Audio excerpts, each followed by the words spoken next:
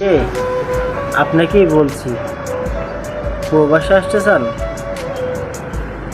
বিদেশ আসবেন, স্বপ্ন দেখেন অনেক, যে গাড়ি বাড়ি মানে অট্টালিকা করবেন, নিজের স্বপ্নগুলো পূরণ করবেন,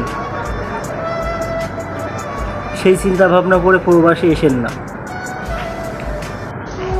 কারণ যেই স্বপ্নগুলো আপনি দেখেন, সেই স্বপ্নগুলা নিজের দেশের মাটিতে থুয়ে তারপরে প্রবাসের মাটিতে আসবেন। হাজারো হাজারো লাখ লাখ কোটি কোটি প্রবাসীরা আজ নিজের স্বপ্নের সাথে যুদ্ধ করে পরাজিত হয়ে যাচ্ছে, তবু তারা নিজের স্বপ্নগুলো পূরণ করতে পারছে না। কারণ কি জানেন?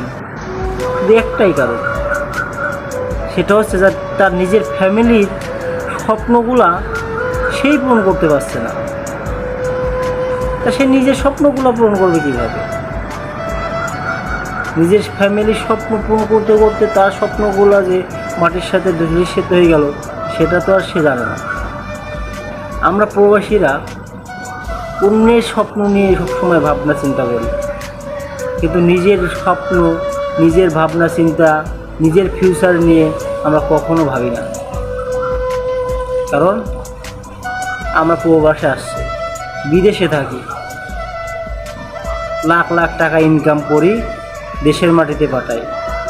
দেশের মানুষের স্বপ্নগুলা এত টাকা পাঠানোর পরও তাদের স্বপ্নগুলা স্বপ্নই থেকে যায়, কিন্তু একটা প্রবাসী স্বপ্ন কখনোই থাকে না।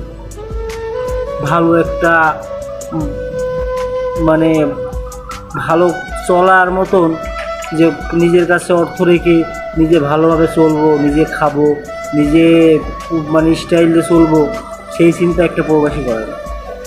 একটা প্রবাসী চিন্তা করে যে আমার কাছে যদি 2 টাকা থাকে, 2 টাকা আমি দেশে পাঠাবো, 2 টাকা আমার বাবা মা খাবে।